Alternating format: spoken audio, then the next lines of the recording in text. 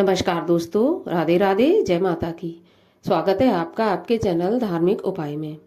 तो इस वीडियो में हम सुनेंगे माघ मास के महात्म्य के चौथे अध्याय की कथा।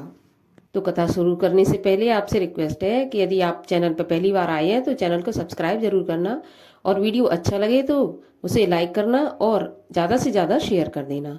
तो चलिए अब शुरू करते हैं माघ मास के चौथे अध्याय की कथा। तो इस कथा में मुनि वशिष्ठ और राजा दिलीप जी का आपस में संवाद होता है। तो वशिष्ठ जी बोले, हे राजेंद्र, अब तुम माघ मास के महात्म को सुनो, जो कार्तवीर्य के पूछने पर दत्तात्रेय जी ने कहा था। जब साक्षात विष्णु तुल्य दत्तात्रेय जी सह पर्वत पर रहते थे, तब महेशमती जी के राजा सहस्त्रर्जुन ने उनसे पूछा था, योगियों में श्रेष्ठ हे भगवान, मैंने सब धर्म सुने हैं, अब कृपा कर माघ स्नान का फल सुनाइए।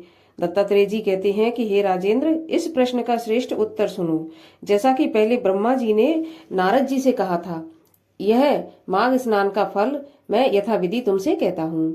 देश, तीर्थ, विधि तथा क्रिया के अनुसार अधिकतर इस कर्म भूमि पर भारत में जो माघ स्नान नहीं करते, उनका जन्म लेना निष्फल होता है। हे राजन, जैसे बिना सूर्य के आकाश और चंद्रमा के बिना नक्षत्र मंडल शोभा नहीं देते, उसी तरह माघ स्नान के बिना मनुष्य शोभा नहीं देते। व्रत, दान तथा तप से विष्णु भगवान इतने प्रसन्न नहीं होते जितने माघ स्नान से प्रसन्न होते हैं। जैसे सूर्य के तेज के समान दूसरा तेज नहीं है, उसी तरह माघ स्नान के बराबर दूसरे यज्ञ आदि कर्म नहीं है। भगवान वासुदेव के प्रेम के लिए, सब पापों का नाश करने वाला और स्वर्ग की प्राप्ति के लिए मनुष्य को माघ स्नान अवश्य करना चाहिए।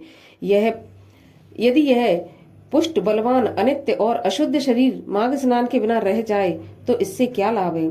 यह शरीर हड्डियों का खंभ, नसों से बंधा हुआ, मांस के टुकड़ों से मढ़ा हुआ, चर्म से ढका हुआ, दुर्गंध सहित मल मूत्र का स्थान है।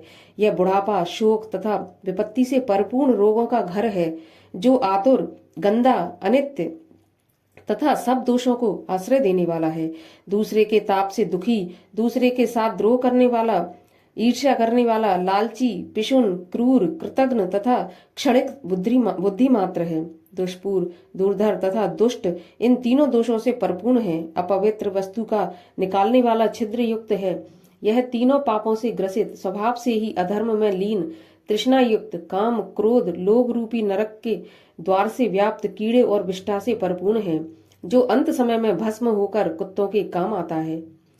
जल में बुलबुले की तरह और जंतुओं में दीमक की तरह शरीर माघ स्नान के बिना मृत्यु के समान है। ब्राह्मण होकर विष्णु भगवान का पूजन न करने वाला ब्राह्मण मरे हुए के समान है। बिना दक्षिणा का श्राद्ध व्यर्थ है। ब्राह्मण रहित स्थान तथा आचार रहित कुल भी नष्ट है।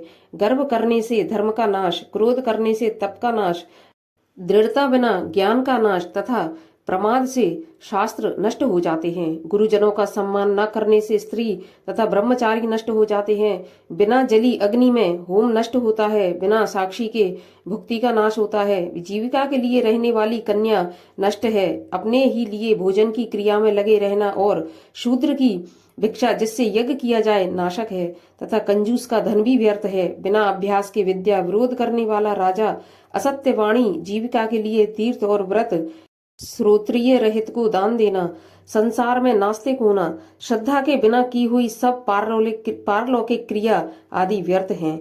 हे राजेंद्र, इस लोक में जैसे दरिद्री मनुष्य का जीवन व्यर्थ है, वैसे ही मकर के सूर्य में सूर्योदय से पहले स्नान न करने वाला मनुष्य बिना पाप से छुटकारा पाए स्वर्ग में जाने की इच्छा करे तो व्यर्थ है। ब्रह्मघाती, सोना चुराने वाला, शराबी, गुरु पत्नीगामी और इन चारों का संसर्ग करने वाला भी माघ महीने में सूर्य उदय होने के कुछ पहले स्नान करने से पवित्र हो जाता है। मनुष्य के सब उपपातक और महापातक भी माघ स्नान करने से भस्म हो जाते हैं। माघ स्नान का समय आने पर सब पाप यह जानकर कांपने लगते हैं कि इस पुरुष के जल में स्नान करने से हमारा नाश हो जाएगा। जैसे मेघों से मुक्ति पाकर आकाश में चंद्रमा चमकता है, उसी तरह मनुष्य भी माघ स्नान से चंद्रमा के समान प्रकाशमान हो जाता है। वाणी, मन तथा कर्म से किए हुए छोटे बड़े, नए पुराने सभी पाप और आलस्य से जो पाप होते हैं या जाने अनजाने में जो पाप किए गए हैं, वे मकर के सूर्य में स्नान करने से ही अग्नि में समाधि की तरह जलकर भस्म हो जाते हैं। पाप रहित मनुष्य माघ स्नान से स्वर्ग में जाते हैं तथा पापी लोग पवित्र होते हैं। हे नराधीप, इसमें कुछ भी संदेह नहीं करना चाहिए। हे राजन, विष्णु भगवान में भक्ति करने की तरह पाप नाश करने को माघ स्नान के करने का भी सबको अधिकार है। यही सबसे बड़ा मंत्र और तप है। अपूर्व माघ स्नान ही सबसे बढ़कर प्रायश्चित है। पूर्व जन्मों के अभ्यास से ही मनुष्यों की मति माघ स्नान करने की होती है। जिस तरह जन्म जन्मांतर के अभ्यास से ही आध्यात्म ज्ञान की कुशलता होती है। यह अपवित्रों को पवित्र करने वाला महान तप है। यह संसार रूपी कीचड़ को धोने के लिए पवित्र वस्तु है। हे राजन, जो सब इच्छाओं को फल देने वाले माघ स्नान को नहीं करते, वे चंद्र और सूर्य के समान भोगों को कैसे भोग सकते हैं। तो इस प्रकार माघ महात्म का चौथा अध्याय यहीं पर समाप्त होता है। और अब मैं मिलती हूँ आपसे अगले वीडियो में। तब तक के लिए राधे राधे, जय माता की।